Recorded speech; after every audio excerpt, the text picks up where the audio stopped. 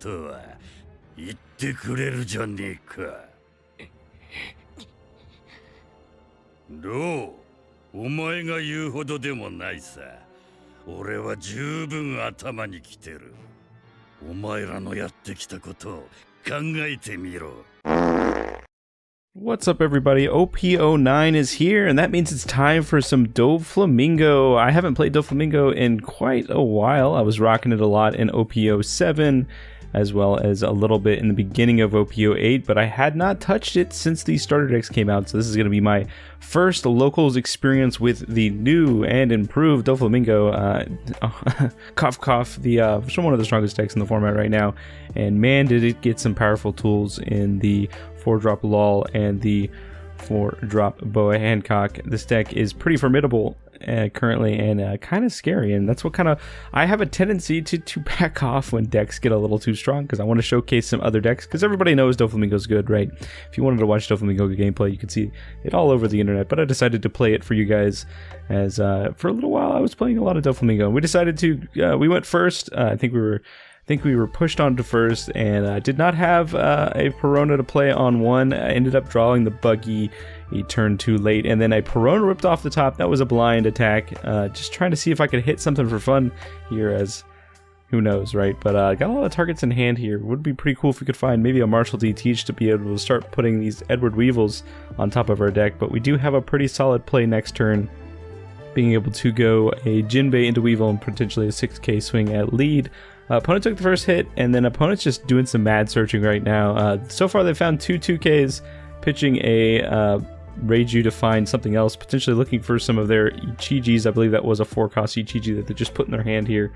Reiju is a formidable force. I'd be very afraid right now to see a Porsche, but my opponent does not have the Porsche, instead swings a 6k into lead. I'm going to go ahead and counter out of that and try to stay at a pretty high health here, because once the Ichijis start popping out, that's a lot of 7Ks going at my face here, so I want to make sure that I'm pretty healthy going into that. I do have a Perona to play as well. I could play the Perona to set up the top 5 for the next few turns.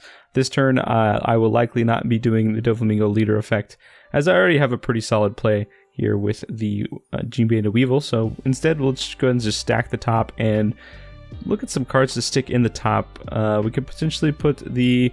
Oh, well, now if I'm putting the Weevil on top, maybe I want to bring the Weevil into play with an attack, but likely what we're going to do is maybe put the Buggy on top, maybe go into a... because I'm going to be drawing the first card, likely maybe drawing the second card, and could have the Boa left on top for a later play here. Still keeping that Weevil on top makes me think that maybe I'm going to instead just go for the attach here and go 7, or go 8 at lead, and that looks like what we're going to be doing, saving the Jinbei into Weevil for another turn here. We're just going to swing, make sure we pick up that 2k. We're going to be sending 8 at lead here. Opponent just easily blocks it with the chopper. So in hindsight, maybe I should have made a different play this specific turn if my opponent was going to cash that chopper in. But hey, chopper cashed in now means it's not gonna be a thing later. So I'm perfectly fine with that play here. This allows me to potentially have the Boa Hancock on top. I think I placed it that way, drawing into a potential pudding this turn. With Reiju's hand gets pretty large, a pudding would be nice. I am, though, afraid of a pudding at this point. I am at 6 cards in hand, and I'm going to darn near try to stay in the 5 to 6 card range to try to de-incentivize my opponent from playing a pudding out here. Opponent's going to discard a Sora, going to grab the 7-cost EGG. I know my opponent has the 4-cost, so he's going to be suiting up this turn, and that's going to be a rusher. He's going to be doing some damage, going to come in minus a Dawn. Play out the big boy, big Ichiji here. Gonna go ahead and give minus 2,000 power to my Weevil, and then opponent's gonna draw a card. And now that Weevil's a 4k, which means we're looking at a potential 7k, and then maybe another potential 7k into the Weevil here, which is a little scary. And opponent instead decides to send it at life here, and then opt to send I believe the 7k at the Weevil here. If my opponent had sent the 7k first, it could have incentivized me to not counter out of it, but since my opponent sent it second, I'm just going to give him the 2Ks and go ahead and counter out of that. We do find a Marshall D Teach here. Don't know if it's too late in the game to play that out or to make that just a 1k counter here. We know we have the Boa on top. We've got enough Dawn here to play out the Boa off the top by swinging 7 lead, and then also just playing out the Jinbei into Weevil to establish pretty much a full board against just 1. Ichiji is pretty strong here. Opponent's at 3. Gonna go ahead and counter out of that 6k swing. We're gonna go says 7 at lead. we're gonna reveal one of the strongest cards in this deck here. Besides Jinbei, I think Jinbei is ultimately the strongest card in the deck. But Boa, man, a very solid second. And Boa's gonna look at the top 3. We're gonna find that Josu's looking pretty spicy here. We're gonna make sure that we get something on top that we're gonna draw for turn, and then we're gonna attach one Don with the rest of Boa's effect to swing 8k at lead here, taking my opponent down to 2 life. Then we're gonna go ahead and spin the other. We're gonna play one of the absolute strongest card in the deck and play out a Weevil. Weevil's gonna draw me that 2k, and we are filling back up, still keeping ourselves at 5 or 6 cards. Because I know, Reijus do run Pudding. Now, it depends on the build. Some run 1, some run 2. Not often do you see them running more than that many. But I know in my personal Reiju list, I run about 1 Pudding for the funsies. But who knows, Pudding may not be as valuable now, as they're the big decks of the format. And I just punched my mic. I hope you didn't hear that. Some of the bigger decks in the format don't necessarily have as big of hand sizes, with Blackbeard kind of pushing Black Yellow Luffy out of the format here. Maybe Pudding isn't as necessary as she used to be, but it still keeps your opponents on their toes to make sure that they're countering out of attacks instead of being greedy, because Pudding can just come down and just completely decimate their hand. Alright, opponent's going to play it on one of the scariest plays, especially early in Reiju, and that's the Porsche. Porsche going to look at the top 5, try to find something fun. Unlikely that they're going to find something, and they do not. You wouldn't believe the amount of times I've seen both my opponents and me whiff on Porsche. It happens a lot. Opponent's going to play a Black Maria here as a way for them to potentially keep catching up on Dawn, to ensure that they have lots of Dawn to do lots of things, like potentially play out Judge. Judge is a very strong play when you've got a lot of Dawn to work with, being a better Gecko Moria. Being able to just get back 4 bodies and then getting a bunch of effects is pretty crazy. All right, here, opponent with only 3 Dawn left basically means that there's no Ichiji coming down this turn. Since there was no Ichiji that came off the Porsche, opponent's gonna go ahead and swing 8k into the Weevil here. I could counter out of that if I really wanted to. I am looking at another potential 7k from my opponent. Opponent's just gonna swing 5 at lead here. We're gonna go ahead and cash in that Martial DT, saving a little bit of stock into the Pudding here in case my opponent used that 2 other Dawn to play out a baby Reiju. Opponent did not, instead played out another Chopper. All right, we're getting to a point where I could potentially here start to make some waves. That Chopper is likely to go back to hand. That is on benefit of the new Trafalgar Law. That card is also very strong. When I was playing this deck back in OP07, I was like, man, you know what this deck needs? And this was before the starter decks were being revealed. I was like, this deck really just needs something that comes off the top and interacts with the board. And they printed exactly that. They gave us a 4-cost bounce one of yours, bounce one of theirs card, which is just so incredibly strong.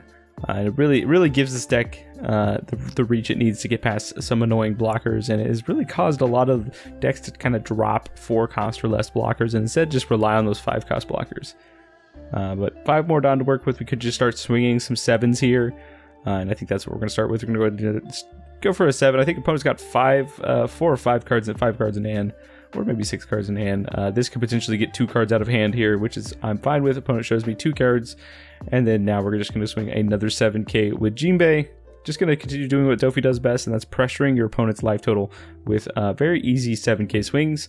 And then we're just going to go 7k one more time, swinging with the Law here. I could also poke with the Boa, but if Boa's not swinging 7s, there's no reason for me to swing with it here, so I think I'll just end up passing the turn, as Boa would be a target for Ichiji just to potentially just knock out with at least a 2k plus difference in attack.